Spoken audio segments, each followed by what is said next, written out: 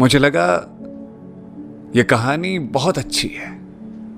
इस बार मेरी मोहब्बत बिल्कुल सच्ची है। तुम्हारे साथ होने से सब अच्छा लगता था। तुम्हारी बातों को सुन के दिल हल्का लगता था। तुमको अपना सब कुछ बताया। सच कहूं, मैंने तुमसे कभी कुछ नहीं छिपाया। तुम्हारी फरमाइशें मेरा मकसद होती थी और तुम्हारी ख्वाहिशें वो मेरी अपनी हो जाती थी।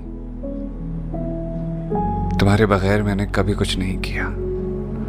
अरे मैंने तो अपने घर वालों की बातों में भी तुम्हें शामिल किया। तुम्हारी पसंद के कपड़े पहनता था। तुम्हें जो पसंद थे ना, वही गीत सुनता था।